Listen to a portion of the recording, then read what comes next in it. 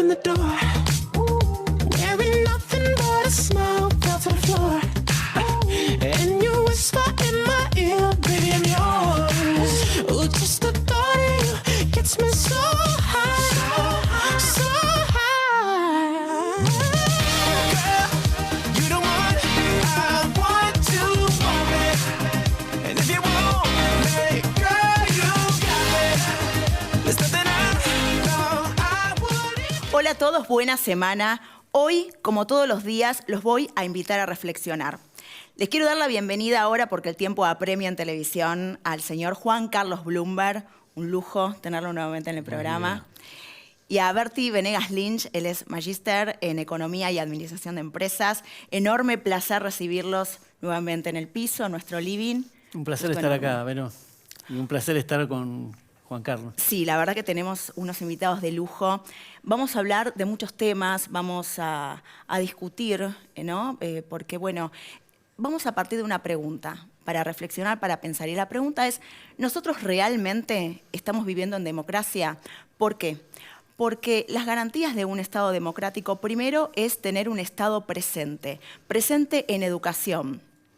Yo voy a hablar sobre datos concretos y hechos objetivos. Según la UNESCO, y lo sabemos todos, cada 3 chicos de 9 años, 1 no sabe leer, no sabe interpretar textos. El nivel de inseguridad también que hay. Sabemos que chicos de 14, 16 años actualmente tienen que ir de la mano con sus padres al colegio. Y esto pasa en Cava, en provincia de Buenos Aires y a lo largo de todo el país. En Argentina, el país completo. Todos los días prendemos el televisor, un caso nuevo de inseguridad que aterra, es moneda corriente de todos los días. La salud, pésimo. Los hospitales se caen a pedazos, no hay insumos. Y yo pienso, realmente la gente enferma, los viejitos, es tremendo. Entonces ya partimos de la base con que no tenemos un Estado presente.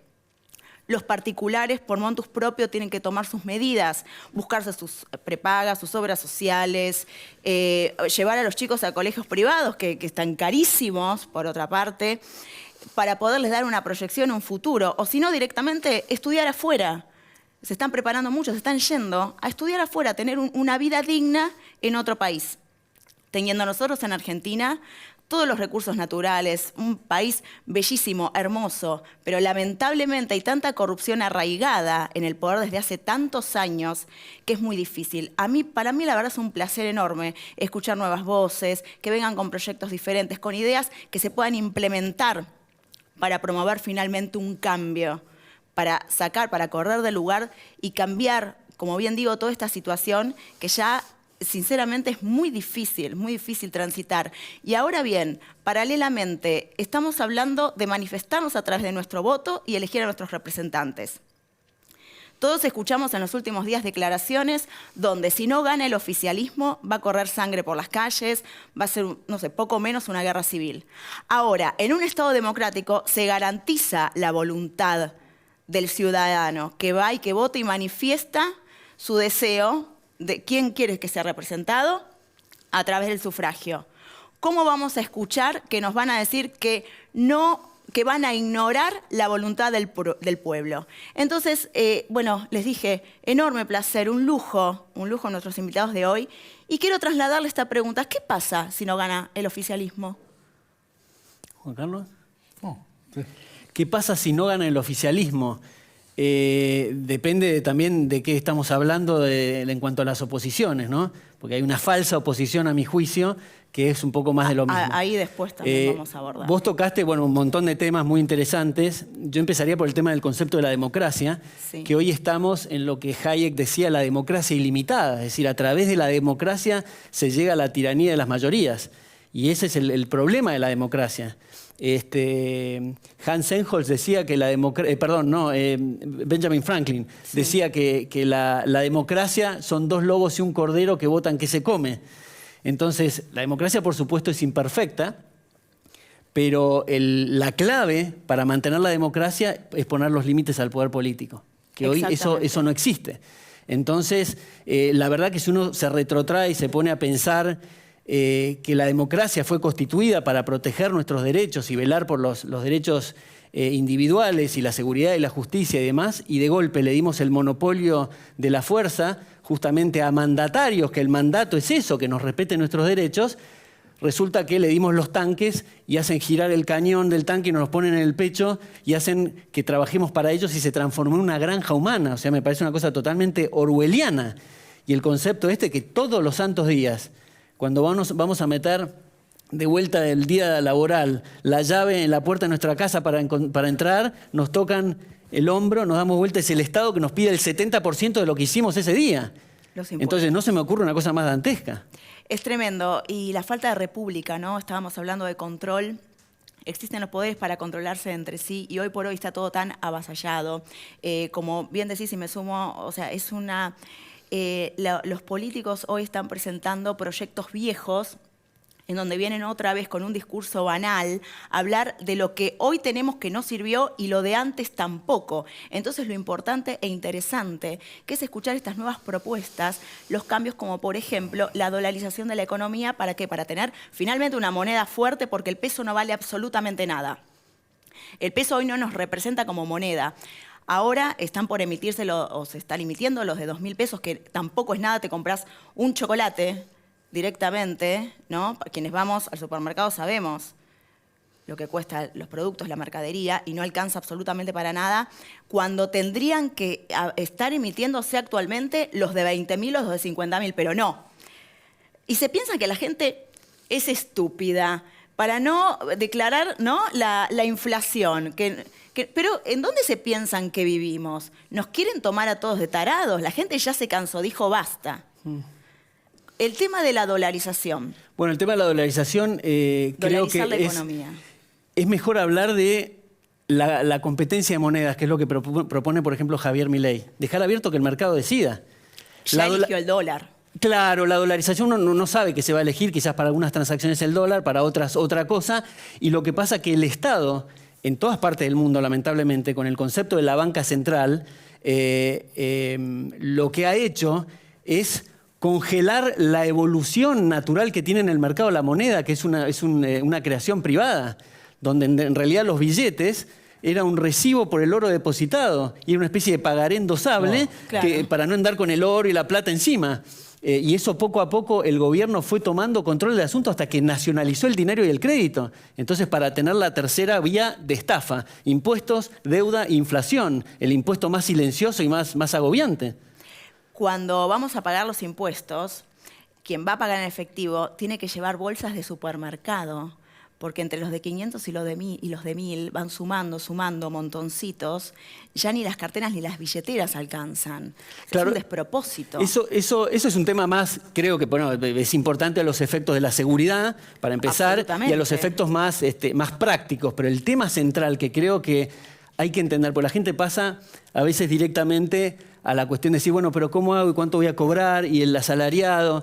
Me parece que no entendimos todavía el problema de la inflación. ¿Qué es la inflación? Que se habla de la guerra de Ucrania y una serie de cosas que no tienen nada que ver. Ucrania está mejor en guerra que nosotros. Además, entonces el tema hay que entender primero el origen de la cuestión antes de discutir la arquitectura y la ingeniería de la salida del peso, que es importante. Pero escuchás economistas que lamentablemente me resigno a pensar que estén tan errados técnicamente. Para mí son gente que está muy cercano al plano político, que son los que no quieren largar la maquinita y te dicen, por ejemplo, y hay gente que piensa que si gana 80.000 pesos va a cobrar $80.000. La verdad me parece una cosa medio insólita que llegue cualquiera a esa conclusión y mucho menos que un economista esté difundiendo esa cosa tan burda. Otros, en cuanto a cómo hacer para responder a los pasivos del Banco Central, hacen cálculos pero infantiles. Por ejemplo, se quedan con las reservas netas del Banco Central y andan difundiendo que el dólar va a estar en 9.000, en fin. Otros dicen, bueno, ¿cuáles son los casos? Ecuador, Panamá, El Salvador, pero esos tipos de la economía no les va muy bien y no separan lo que es el tema monetario, que por la dolarización se ha mejorado notablemente, a temas fiscales, que es otra discusión, porque incluso el gobierno puede ser un desastre fiscalmente, hasta incluso un gobierno totalitario, pero la dolarización es un tema aparte. Es lo mismo que decir, había un tipo que tenía deudas y decidió ponerse a trabajar y cubrir todas las deudas, pero al día siguiente mató a la madre, es otra discusión. son temas diferentes y cada uno va por su En el caso de Ecuador, yo he estado ahí Sí. dando charlas y demás, y realmente está dolarizado y todo funciona bien. O sea que el Empezar tema a es tomar concreto. de los países Totalmente. que funciona la economía, que funciona la seguridad. Ahora vamos a hablar, el señor Juan Carlos Bloomberg estuvo la semana pasada en la Embajada de El Salvador, ya nos va a contar, porque bueno, es venir con nuevas ideas, con proyectos. Si no tienen creatividad, empezar a copiar lo que funciona e implementarlo. Ahora, yo digo, no, esto yo se los tiro así también a la gente del otro lado. Yo, por ejemplo, como extranjera, yo viajo mucho, me gusta mucho viajar, conocer diferentes culturas, países, y presto mucha atención. Y fundamentalmente, uno como extranjero, cuando está en otro país, te enfermas, tenés que pagar por la salud. Vas a estudiar, tenés que pagar la educación. Ahora, realmente, ¿por qué nosotros acá en Argentina le estamos costeando la salud, la educación a los extranjeros? Si realmente hoy nos está dando el presupuesto, porque pareciera que estamos dando más de lo que entra. En cualquier parte del mundo se les cobra a los extranjeros por estudiar. Y no es mala onda, ni mucho menos. Es algo que pasa en todas partes del mundo. ¿Por qué? Porque también es validar, y yo digo, tengo buenas instituciones, tengo una buena educación. Entonces, empezar a trabajar para todo ello y empezarlo a cobrar. A ver, yo cobro por mi profesión cuando viene un paciente porque es mi tiempo y soy buena en lo que hago, ¿no? Pareciera que está todo como tan mal manejado y, bueno, total, que venga gratis. ¿Qué es lo que me estoy dando? ¿Una porquería? ¿No? ¿Para que no se cobre? Yo creo que el problema justamente me parece que es el Estado presente en esas cosas. O sea, en el caso de la de educación y la salud también que la mencionaste. Pero vamos al caso de la educación. La educación me parece es tan importante que lo peor que hay es dejarle el monopolio al gobierno para que nos eduque. Entonces lo que se necesita es muchas ventanas abiertas y liberar eso. Yo creo que hay que cerrar el Ministerio de Educación y liberar la educación y que la gente elija a dónde quiere estudiar. Eventualmente, como ha propuesto Milton Friedman, el esquema de los vouchers, donde se le da vouchers a la gente que no puede pagarse la educación y que elija a qué universidad privada puede ir. Pero ahí se saca de plano y se corre de lejos a los socialistas que, anclados en el tema de la pobreza y demás, se ocultan para vivir del Estado. Ahí se soluciona el tema. Está cubierto la gente no pudiente con un tema de transición hacia los vouchers. Pero me parece que de la misma forma que no tiene que existir el Ministerio de los Zapatos, pues seguramente no va a haber zapatos de pésima calidad y van a estar todos rotos. En la educación, que es tan sensible, hay que dejarlo abierto. Entonces la gente dirá, pero no, qué barbaridad, ¿cómo dejás eso a los privados? Y por ahí le dan un título a un tipo por saltar en rango y sumar 1 más 1 es 2 y te da una licenciatura en administración de empresas. Bueno, el mercado no es idiota, de la misma forma que no compra tomates podridos. El mercado laboral se va a dar cuenta que eso es una chantada. Y eventualmente quien se quiere diferenciar saca de plano lo que son los entes reguladores, en este caso la CONIAU de las universidades, que te dicen y te aprueban los programas, y decís, nosotros tenemos auditoría académica de Georgetown, por ejemplo, cada 6 meses. Tal cual. Y te diferencias de la competencia. Y es igual que vender autos o vender cámaras de televisión. Bueno, a eso apuntar, ¿no? La educación es fundamental en un país. A ver, es el instrumento que le dejamos a las nuevas generaciones. Y hoy por hoy, la educación que depende del Estado es nula, no existe. Y levanta la bandera y la agitan como realmente estuvieran haciendo algo. Por favor, vuelvo a reiterar, chicos de 9 años, cada 3 chicos, uno no sabe leer, no sabe interpretar, no sabe hablar, por ende, directamente. Se manejan con un vocabulario de 50 palabras nada más. Tenemos un montón de fotos de Javier Milei, donde estuvo en las diferentes caminatas a lo largo de La Rioja, en las provincias, presentándose. Bueno, ahí lo tenemos. Y paralelamente también estábamos hablando del tema de la seguridad, en materia de seguridad, que es tan importante. Bueno, hice mención, también hay una foto del señor Bloomberg que estuvo la semana pasada, como bien dije, en la Embajada de El Salvador, donde Bukele implementó, ¿no?, esta apertura de nuevas cárceles, porque claro, la infraestructura. ¿Cuánta infraestructura hace falta también en este país? Que ¿no? Nuestros impuestos también vayan allá. Entonces, bueno, ¿qué es lo que más le llamó la atención, lo que habló con el embajador y lo que estuvieron ahí analizando? Fue muy interesante la charla, ¿no? Digamos, uno toma ejemplos. Nosotros en el año 1960 vinieron de Japón a aprender el trabajo que hacíamos en las cárceles. Imagínense. Mira. Y hoy todo lo que hemos logrado nosotros en el caso el trabajo en cárceles y demás, bueno, nos interesó mucho ir y ver desde la fundación, ir a la embajada, tratar de poder viajar y estar in situ y conocer todo lo que han logrado. En el caso de El Salvador tenían 106 personas muertas cada 100.000 habitantes. Tremenda la cifra. Hoy ellos lo han llevado a 2,3. O sea, la reducción ha sido terrible. Este gobierno de Bukele lo ha hecho en muy poco tiempo y es algo de ir a ver y copiar. Fíjense, tenían prácticamente 30.000 detenidos, hoy tienen 100.000. La gente no podía, la gente que tenía negocios tenía que pagar una cuota pagando a los mafiosos. Gente que vivía y venía de visita tenía que pagar para poder ir a visitar a un familiar. Y bueno, eso lo han corregido terriblemente. Han reducido las cámaras, de las 2 cámaras hicieron una con 85 diputados. Tienen 97% de aceptación al gobierno de Bukele. El trabajo que han hecho, han construido una cárcel a las afueras de la ciudad, digamos, para 40.000 detenidos, y lo hicieron en 7 meses. Si quiere, se puede. Claro, a la policía que ganaba $500 por mes, hoy gana 900. Tan importante, ¿no? Y lo más interesante de todo, en contra de lo que hacen acá, que le estamos pagando a los presos tienen que pagar la comida en Ecuador. Y los llevan a trabajar a la ciudad, a arreglar el alcantarillado, arreglar la ciudad, pintar edificios. O sea, hay un control, hay un trabajo. Entonces yo creo que es fundamental poder ver, y todo esto que nos han explicado, he visto, fíjese que han puesto presa a un expresidente, han puesto presa a una alcaldesa, hay 2 expresidentes que se han fugado porque le han encontrado todo lo que han robado. Entonces uno mira eso y dice, ¿dónde estamos en la Argentina, no? Con una vicepresidenta condenada, digamos, y sigue en funciones. Entonces, realmente es terrible. O sea que hay que ir a buscar ejemplos que son fundamentales para tratar de ayudar. Totalmente. Yo veo ahí la batalla cultural, cómo el mal llamado garantismo de Zaffaroni ha corroído, digamos, la esencia de la igualdad ante la ley en ese sentido. Yo veo siempre el tema de la batalla cultural como un iceberg. El 90% de la masa de hielo está bajo la superficie, que es la batalla cultural, y lo que se puede ver en resultados, por ahí la política y las políticas públicas, es el 10%.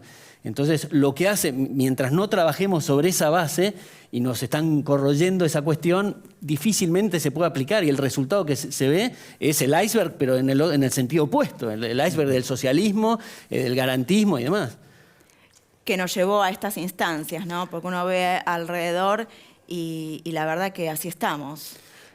Sí, por supuesto. Yo creo que hay que volver al concepto de la igualdad ante la ley. Es el gran igualador, no a la cuestión del igualitarismo. Es el respeto a la vida, a la libertad y a la propiedad. Eso es lo que trae la prosperidad. Si estamos socavando eso y diciendo, generalmente la política te dice, yo que lucho por más derechos. Los derechos son esos y están plasmados en la Constitución. La vida, la libertad y la propiedad.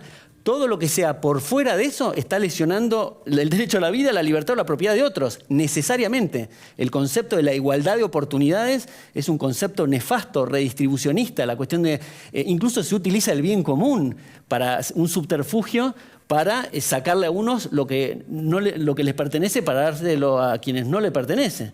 Clarísimo, clarísimo. Bueno, y hablando también de todo y del tema de la inflación, va a estar ahora Javier Milei presentando el libro El fin de la inflación. Direct, tenemos un flyer en la rural. Bueno, esto va a ser el domingo. Ahí con tu papá. Sí. Sí. Con Alberto Venegas Lynch. Sí. Bueno, realmente ojalá la implementación de este proyecto, de este plan, porque Javier Milei tiene un plan económico, que hoy por hoy la economía es lo que mueve el país y la gran preocupación de la gente. Yo creo que hay que cambiar 180 grados lo que estamos haciendo, 180 grados.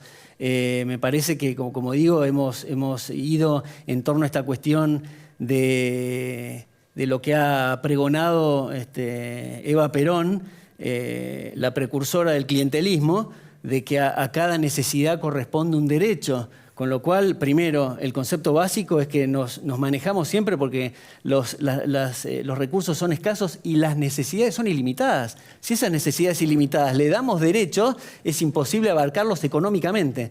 Pero el fondo de eso central es un tema moral. Sin duda. Que es justamente la rapiña y la abolición de la civilización.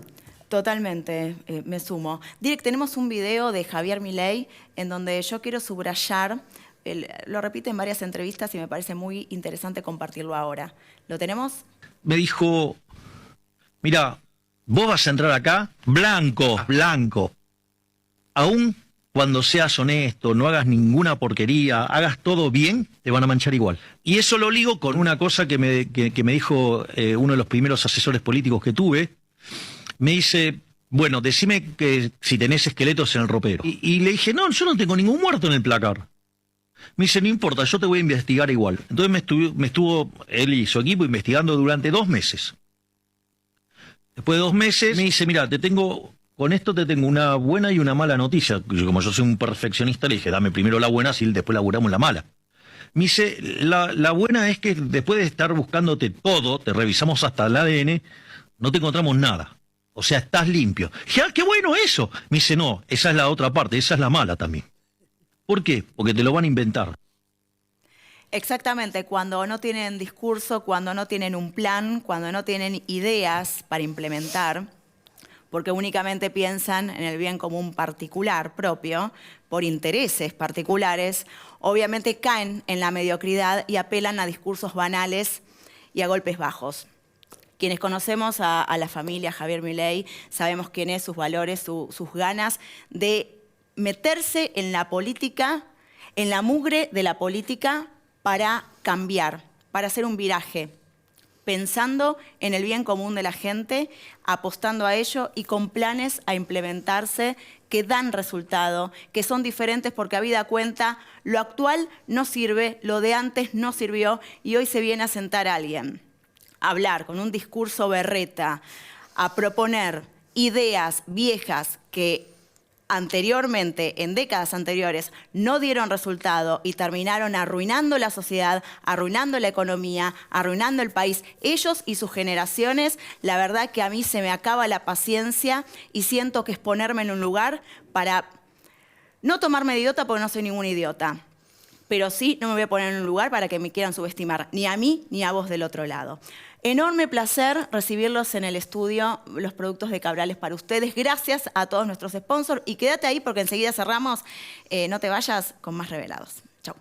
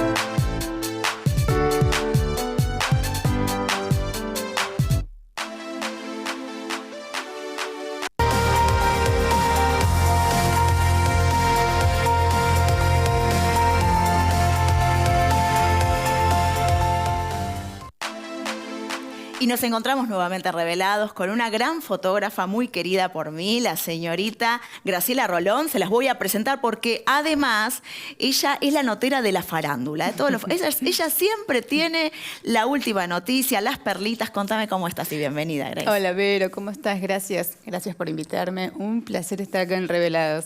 Gracias. No, gracias a vos. Aparte, bueno, son parte también de nosotros cuando hacemos eventos y demás, siempre están presentes. Le mandamos un beso enorme también, que está detrás de cámara, pero siempre viene fiel, a Gaby Solís, genio total también. Bueno, contanos, a ver, estás de acá, de un lado para el otro con la entrega de premios, te vimos en fotos, en publicaciones, en un programa. Estoy en todos lados. Sí, en todos lados. ¿Qué es eso de la farándula que te mueve tanto? ¿Cuál fue el motor precursor para que hoy optes, ¿no? por estar en medio de todo ese mundillo del cual siempre hay tela que cortar y mucho más y muchas sorpresas, ¿no? Claro, sí, pero así como lo dijiste.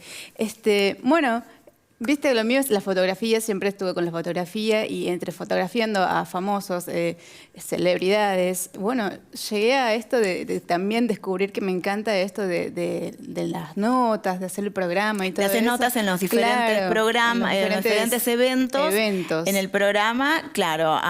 ¿Y qué fue eso que te llamó más la atención, que te contaron, por ejemplo, esa perlita que tengas ahí?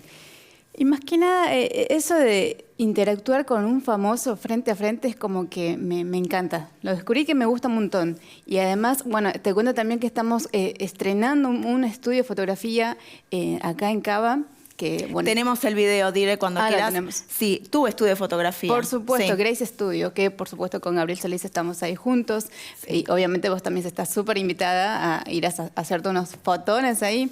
Cuando bueno, también la idea nuestra es invitar a los famosos, es integrar y como de alguna manera tener esa relación con los famosos y también llevarlos a nuestro estudio, sería genial para nosotros también, porque de esa manera como que seguimos en contacto con ellos también. Así es. Bueno, actores, gente del espectáculo, de la moda, es un mundo maravilloso también del que formo parte. Para mí es un gusto y aparte de tenerlos a ustedes como medio siempre es sumamente necesario, ¿no? Claro que sí, claro. Totalmente. Que sí. Y estamos hablando de dos excelentes profesionales, buenas personas, y es un lujo y un honor enorme también para mí tenerlos cerca siempre. Gracias, Vero. Y aprovecho este espacio también para contarles a todos tus oyentes que muy pronto nuestro show TV va a estar saliendo por canales del interior y también que estamos todos los martes en Radio Blas de 19 a 21 horas, así que también nos pueden escuchar por ahí. Escuchar y ver y por ver ahí. Claro, porque Streaming. también estamos streaming, claro que sí. Así es. ¿Cómo se llama el programa? Nuestro Show Radio. Nuestro Show Radio. Y estamos como Nuestro Show TV en todas las redes sociales. Ahí está. Bueno, ya está ahí buscándolos. Grace Rolón y Gaby Solís. Nuestro show. Prepárense para ver colores, brillo, glamour y mucho más. Nuevas tendencias y sorpresitas. Y bueno, entra a la página. Beso enorme. Buena semana para vos y nos encontramos ¿dónde? En Canal Metro. Ay, claro. Revelados, por supuesto. Chao. Buena semana. Chao.